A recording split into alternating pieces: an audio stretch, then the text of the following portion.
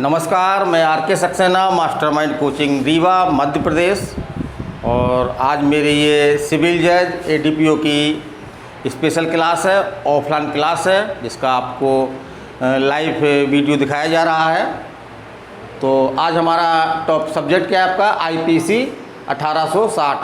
तो आईपीसी 1860 के दो बड़े महत्वपूर्ण अपराध हैं आपके। एक तो आपका सदोष अवरोध है, दूसरा आपका सदोष पररोध है।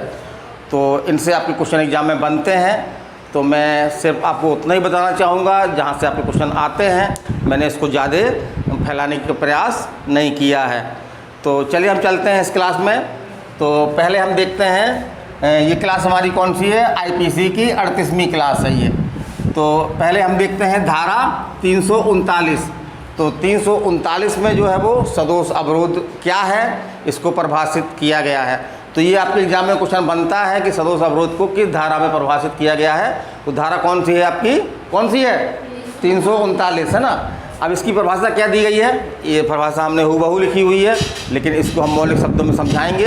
तो आप मौलिक शब्दों में भी इसकी परिभाषा दिमाग में रख सकते हैं। तो जो कोई यहाँ पे अपराधी है, किसी व्यक्ति को, है ना, किसी व्यक्ति को स्वेच्छा मतलब जानबूझ करके, गलती से नहीं, है ना, जानबूझ करके अपनी इच्छा से स्वेच्छा ऐसी बाधा डालता है कि उस व्यक्ति को उस दिशा में, कोई दिशा है जिस दिशा में उस व्यक्ति को जाने का क्या है, अधिकार है, जाने से क्या करता है, उसको निवारित करता, माने रोकता है। तो यह कहा जाता है कि वह उस व्यक्ति का जो है वो सदोष अवरोध करता है। माने कि किसी व्यक्ति को किसी दिशा विशेष में जाने से स्वेच्छा रोकना, जबकि उस व्यक्ति को उस दिशा में जाने का अधिकार है। तो ये कहलाता है आपका सदोष अवरोध। माने किसी व्यक्ति को किसी दिशा विशेष में जाने से रोकना। अन्य दिशाएं उसके लिए खुली हुई हैं। जैसे हमने इसको चित्र के माध्यम से समझाया है आपका, ये है ना, ये सदोष अवरोध का चित्र है आपका। जैसे का नाम का कोई व्यक्ति है ना, उसको पूर्व दिशा में जाने से रोका जा रहा है। किसके द्वारा? बी के द्वारा। बाकी वो हर दिशा में जा सकता है, उत्तर में जा सकता है, पश्चिम में जा सकता है और दक्षिण में जा सकता है। तो यहाँ पे किसी दिशा विशेष में जाने से उसको रोका जा रहा है, और ऐसा जो है वो स्वेच्छा से कर रहा है। और का व्यक्ति को इस दिशा में जाने का जो है वो कानूनी अधिकार भी है। तो ये कौन सा अपराध हुआ आपका? सदोष अवरोध हुआ। फिर हम आगे चलते हैं। इसका स्पष्टीकरण दिया गया है कि भूमि या जल के किसी प्राइवेट मार्ग में, माने भूमि या जल के किसी प्राइवेट मार्ग में यदि कोई व्यक्ति सद्भावना पूर्वक यह विश्वास करता है कि उसको जो है वो व्यक्तियों को वहाँ से जाने से रोकने का अधिकार है, कानूनी अधिकार है, और वो रोकता है, जबकि वास्तव में उसको कानूनी अधिकार नहीं है, उसने गलत काम किया, तो यहाँ पे सदोष अवरोध जो है अपराध नहीं होगा। माने पहली बात तो प्राइवेट मार्ग है, और जल या भूमि, जल का भूमि का मार्ग ये है आपका। जल में भी मार्ग होते हैं ना मार्ग, जहाज वगैरह चलते हैं तो वो जल में भी एक अपना मार्ग बना के चलते हैं वो। तो कोई प्राइवेट है, ये पब्लिक का नहीं है, प्राइवेट है, उसमें उसको जाने से क्या किया जा रहा है? रोका जा रहा है।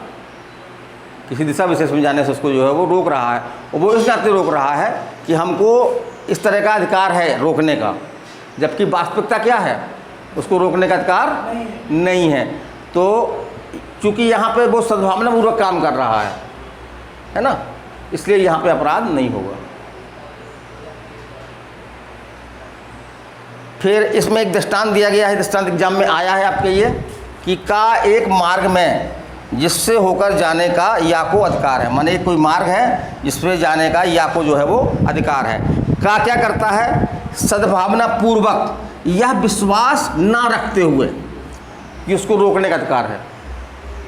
अगर सद्भावना विश्वास रखता फिर भले गलत निकलता, लेकिन सद्भावना पूर्वक यह विश्वास नहीं है, ना रखते हुए भी उसे जो है वो रोकने का अधिकार है, बाधा डालता है। क्या डालता है? बाधा डालता है। तो या को इस प्रकार से या को जो है वो उस दिशा में जाने से रोक दिया जाता है। तो यहाँ पे कौन सा अपराध हुआ पूछेगा एग्जाम में, तो कौन सा अपराध, का ने कौन सा अपराध किया? का ने या का क्या किया? सदोष अवरोध किया।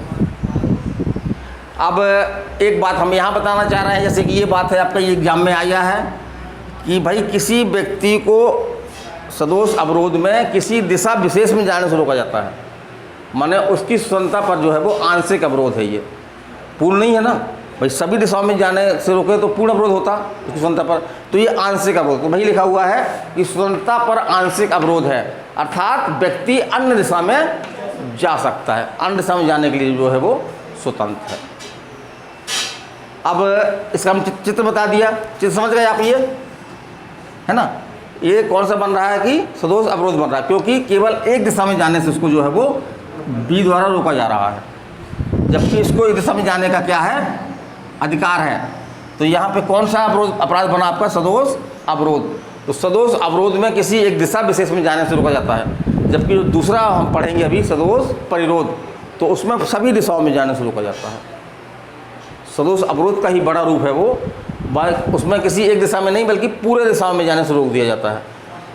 जैसे कि क्या एक नवजात शिशु जो चल नहीं पाता है उसका सदोष अवरोध हो सकता है, ये क्वेश्चन आया है यूपी में आपके।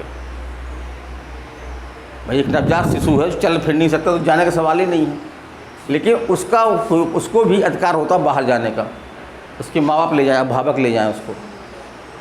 अगर उसको हमने रोक दिया तो यहाँ पे भी सदोष अवरोध होगा। यहाँ पे अपन को ये बुद्धि नहीं लगाना है कि भाई छोटा बच्चा है, नवजात शिशु, मतलब नवजात शिशु बहुत कम दिन का, महीने खिलाता शायद वो, कुछ महीने का खिलाता है वो, तो वो अपने आप को चल नहीं पाता वो, तो उसको कैसे रोकेंगे भाई, कोई दिशा में जाना नहीं चाहेगा वो, तो वो भले अपने पैर से ना जा पाए, लेकिन उसके अभिभावक तो उसको वहाँ उस दिशा में ले सकते हैं, उसको उस दिशा में जाने का अधिकार है। उसको रोक दिया गया तो उसका भी अवरोध क्या हो सकता है, सदोष परिरोध हो सकता है। चलिए फिर अगला चलते हैं। अगला आपका हम लेते हैं धारा 340। तो ये धारा पूछी गई है कि धारा 340 में जो है वो किसकी परिभाषा दी गई है, तो धारा 340 किसकी परिभाषा दी गई है, सदोष परिरोध की। यह पूछेगा सदोष परिरोध को किस धारा में परिभाषित किया गया, तो मोटी मोटी धाराएं आपको दिमाग में रखनी पड़ेगी, ये निश्चित है। मोटी मोटी धाराएं आपको दिमाग में, ये इसका मतलब नहीं है कि आप पूरी धाराएं 511 धाराएं पीसी की रट लो एक तरफ से, ये नहीं। उसमें से करीब 100-180 धाराएं हैं जो अपने आप आपके दिमाग में आ जाएंगी। जब थोड़ा भी गंभीर रहेंगे आप तो ये धाराएं आपको अपने आप आ जाएंगी। एक आध दो बार रिवीजन कर लेंगे, भूलेंगे फिर देखेंगे, भूलेंगे फिर देखेंगे, उसके बाद भूलना बंद कर देंगे। कुछ धाराएं तो हमारे दिमाग में इतनी भरी हुई हैं कि हम कभी पूछ लो तो हम बता देंगे वो धाराएँ, है ना। कुछ धाराएँ भूलती हैं, तो जैसे कि 302 भूलती है, नहीं भूलती ना, 307, 376 नहीं भूलती ना। तो इसी तरह से आप ज़्यादा रिवीजन करते रहेंगे तो बहुत सा इस धाराओं ना भूलने वाले समूह में बहुत सारी धाराएं जो है वो आ जाएंगी आपको, जो कि नहीं भूलेंगी समानतः। चलिए हम बात करते हैं धारा 340 सदोष परिरोध की। तो जो कोई किसी व्यक्ति को इस प्रकार सदोष अवरोध करता है ना, कि उस व्यक्ति को एक निश्चित परिसीमा में, माने एक निश्चित दायरे में से परे जाने से, माने बाहर जाने से निवारित कर दे, तो यह कहा जाता है कि उस व्यक्ति ने उसका क्या किया, सदोष परिरोध किया। क्या किया, सदोष परिरोध किया। तो सदोष अवरोध में क्या हो रहा था, किसी दिशा विशेष में जाने से रोका जा रहा था। सदोष परिरोध में सभी दिशाओं में, हमने चित्र भी बनाया है। ये सदोष परिरोध है आपका। ये का नाम का व्यक्ति है ये, और जो खा नाम का व्यक्ति है वो, उसने सभी दिशाओं में जाने से रोक लगा रखी कि आप किसी दिशा में जाओगे तो गड़बड़ हो जाएगी। ऐसे दृष्टांत भी दिया गया है।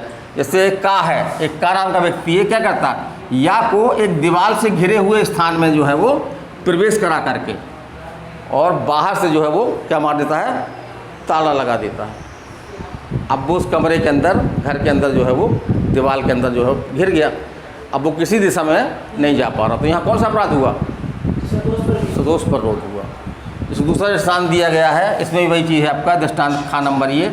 इसमें का क्या करता है कि या को जो एक भवन के अंदर है ना, तो उसको भवन से बाहर निकल करके घूमने का अधिकार है, कहीं भी जाए, बम्बई, कलकत्ता, मद्रास, जहाँ जाना हो वहाँ जाए, सिरमौर, चौराहा, नेहरू नगर, ढिका, जहाँ जाना वहाँ जाए वो। लेकिन वो क्या करता है कि उसके दरवाजे में एक बंदूकधारी बिठाल देता है और उससे बोलता है कि अगर तुम निकलोगे तो बंदूकधारी को हमने बोल दिया है कि तुमको गोली मार देगा। तो इस डर के मारे जो है वो नहीं निकल पाता है। तो एक प्रकार से वही स्थिति में रुक गया वो। तो ये क्या हो गया आपका, सभी दिशाओं में जाने से वंचित हो गया, तो ये क्या हो गया आपका सदोष, क्या हो गया सदोष परिरोध। अब कभी कभी हम क्या करते हैं कि सदोष परिरोध और सदोष अवरोध में हम कन्फ्यूज हो जाते हैं कि किसमें एक दिशा से जाने से रोका जा रहा है, किसमें सभी दिशाओं में जाने से रोका जा रहा है। तो इससे कन्फ्यूजन क्या मिटाइए, जैसे कि सदोष परिरोध ये आ रहा ना, ये आपका पारा शब्द है, पा माने पूरा रोक दिया।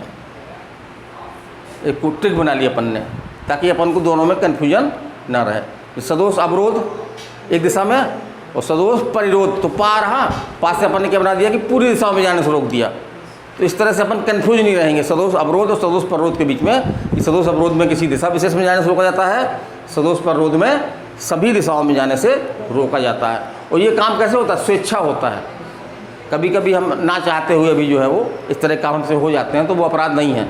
अगर हमने स्वेच्छा किया है, स्वेच्छापूर्वक किसी व्यक्ति को किसी दिशा विशेष में जाने से रोका है, अगर एक दिशा में जाने से रोका है तो क्या हुआ सदोष अवरोध, और सभी दिशाओं में जाने से रोका है तो क्या हुआ सदोष परिरोध। जैसे किसी के घर के बाहर ताला लगा देना, या किराएदार है कोई हमारा, अब मान लो वो किराया नहीं दे रहा है, तो इसका मतलब ये तो नहीं हम उसके घर में ताला लगा दें। कानूनी है क्या कि हम तुम किराया नहीं दे रहे, हम तुमको घर में ना घुसे दे, है ना, तो हम ताला लगा दे रहे हैं, या तो आप बाहर ताला लगा दे, तुम अंदर घुसे रह जाओ ना। तो अगर बाहर ताला लगा दिया तो व्यक्ति उसी के अंदर, किराएदार कहाँ गया, कमरे के अंदर बंद हो गया, तो यहाँ पे कौन सा अपराध हो गया, सदोष परिरोध हो गया। और वो अपने घर में जाना चाहता है, ऐसे कि वो घर गया, घूमने गया शाम के, और हमने क्या किया, मकान मालिक ने किराएदार घर में क्या कर दिया, ताला लगा दिया, तो अब वो क्या सदोष अवरोध हुआ ना भाई। वो अपने घर में प्रवेश नहीं कर सकता, बाकी बाहर घूमने की स्वतंत्रता है, वो बाहर खूब घूम सकता है, वो बस अपने घर में जो है घुसने से उसको रोक दिया। तो एक दिशा विशेष में होता है तो कहलाता है सदोष अवरोध, और अगर पूरी दिशा में रोका जाता है तो कहलाता है सदोष परिरोध। तो इसमें मुख्य क्वेश्चन आपके यही बनते हैं, पहले तो धारा पूछता है कि किस धारा में परिभाषित है, तो सदोष अवरोध जो है आपका धारा 339 में परिभाषा दी गई है। इसी तरह से सदोष एक दिशा में रोकता है, और सदोष अवरोध धारा 340 मैंने अगली धारा क्रम बना लिया अपन, अगली धारा में जो है वो सदोष परिरोध माने कि सभी दिशाओं में जाने से उसको जो है वो रोका जाता है। फिर आपकी ये कुछ दृष्टांत आ जाते हैं एग्जाम में, ये दृष्टांत आ गया, ये दृष्टांत आ गया। एक स्पेशल दृष्टांत आपके जो उत्तर प्रदेश म्यूनसिपल मजिस्ट्रेट में आया था आपका ये कि कार वाला प्रकरण था, इसका नाम हमने दे दिया कार वाला प्रकरण। इसमें क्या था कि एक व्यक्ति जो है वो जाना चाह रहा था कानपुर से, वो इलाहाबाद से कानपुर, एक व्यक्ति अपनी कार में इलाहाबाद से कानपुर जा रहा था। रास्ते में उसको एक व्यक्ति मिल गया, तो बोला हमको जो बीच में फतेहपुर पड़ता है, हमको वहाँ पर जो है वो छोड़ दीजिएगा। तो बोला ठीक है हम उतार देंगे फतेहपुर में, कोई दिक्कत नहीं। और जब फतेहपुर आ गया तो उसने उस व्यक्ति को नहीं उतारा नीचे, और कहाँ तक ले गया उसको, कानपुर तक ले गया। तो यहाँ पे कौन सा अपराध हुआ, सदोष, वेरी गुड, है ना, सदोष परिरोध हुआ यहाँ पे, क्योंकि कार एक निश्चित दायरा है, उस दायरे से बाहर किसी दिशा में नहीं जा पा रहा था वो, जब उसको कानपुर ले गया। अच्छा, सदोष अवरोध की अवधि कोई निश्चित नहीं है कि कितने देर किया जाए। अगर थोड़ा सा भी आपने 2 सेकंड 10 सेकंड भी रोक दिया किसी को, 1 सेकंड भी रोक दिया आपने, तो अपराध हो जाएगा। अच्छा, इसमें एक चीज़ और है कि अपराधी की बुरी भावना है कि नहीं, ये महत्वपूर्ण नहीं है। इसमें अपराधी की बुरी भावना से रोका हो ये जरूरी नहीं है। अच्छी भावना से भी रोक दिया उसने तो उसका तो अधिकार का उल्लंघन हो गया ना, उस दिशा में उसको जाने का अधिकार था और उस दिशा में वो नहीं जा पाया, तो यहाँ पे जो है अपराध हो गया। फिर चलिए आगे चलते हैं, तो इनके दंड वाली धारा पूछता है कि दंड वाली धाराएं कौन है, तो ये दोनों धाराएं में अपन को दिमाग में रखना है। तो 341 जैसे पहले तो परिभाषित किया, 339, 340, अब इसका नंबर फिर आ गया, तो अगली धारा आपकी कौन सी, 341। तो 341 में सदोष अवरोध का जो है वो दंड दिया गया। तो दंड क्या है, दंड पूछ सकता है, तो दंड क्या है, 1 मास तक का सादा कारावास। हमने बताया था कि कारावास जो है 2 तरह का होता है, एक सादा होता है, एक कठोर होता है। कठोर में क्या करते हैं, उससे जो कुछ श्रम भी करवाते हैं, सादा में उससे श्रम नहीं करवाते हैं। तो सादा होगा कितना होगा, 1 मास तक का हो सकेगा, या 500 रुपये तक जो है वो जुर्माना हो सकेगा, या न्यायालय चाहे तो दोनों हो सकता है। फिर अगली धारा है आपकी 342 सदोष परिरोध का दंड। तो ऐसा क्वेश्चन नहीं आया एग्जाम में कि सदोष परिरोध का दंड किस धारा में है, और जब ये देगा क्वेश्चन ना, तो ऐसा नहीं कि दूर की धारा लिखेगा, वो क्रमशः धारा लिखेगा वो ऐसे लिखना शुरू कर देगा 300, ये कौन सी धारा है, 340, 341, 342, 343, निकटतम धारा लिखेगा वो। तो ये धारा हमको जो है वो याद, ये 4 धाराएँ इसमें हमको याद रखना है दोनों अपराध में। अपराध हम समझ गए कैसा है। इसका दंड क्या है, इसका 1 वर्ष तक का कारावास है। तो वहाँ पे 1 मास है, 1 मास से 1 वर्ष संबंधित है भाई, 1 मास 1 वर्ष टूरिंग मिल रही है हमको, दिमाग में रहेगा। 1 मास तक का जो है वो कारावास है। और यहाँ पे कारावास सादा नहीं है, माने सादा भी हो सकता है या कठोर भी हो सकता है, दोनों हो सकता है। लेकिन ऊपर वाले में क्या है, केवल सादा हो सकता है। तो सादा कठोर हो सकता है। और राशि डबल कर दी है, कितनी कर दी है, 1000। तो ये अपन दिमाग में बैठा लेंगे, राशि जो है वो डबल है इसमें। तो अगर एक अपन को याद है तो दूसरा उस बहाने जो है अपना याद हो जाएगा। मैं मालूम है कि 500 है, तो अगले वाले में राशि जो है वो डबल है, क्योंकि वो बड़ा अपराध है। सदोष अवरोध से सदोष पररोध जो है वो बड़ा अपराध है ना, बड़ा अपराध है, या दोनों दे सकता है। अब कभी कभी क्या होता है कि सिविल जज मेंस में हमको लिखने के लिए आ जाता है सदोष अवरोध और सदोष पररोध में अंतर। तो अंतर समझ में आ रहा है आपको, क्या अंतर समझ में आ रहा है? पहला अंतर समझ में आ रहा है दिशा का, कि सदोष अवरोध में क्या करते हैं, किसी दिशा विशेष में रोकते हैं, जबकि सदोष पररोध में जो है वो सभी दिशाओं से रोका जाता है। दूसरा आपका आ रहा है स्वतंत्रता पे, तो सदोष अवरोध आंशिक प्रतिबंध है और सदोष पररोध जो है स्वतंत्रता पर पूर्ण प्रतिबंध है।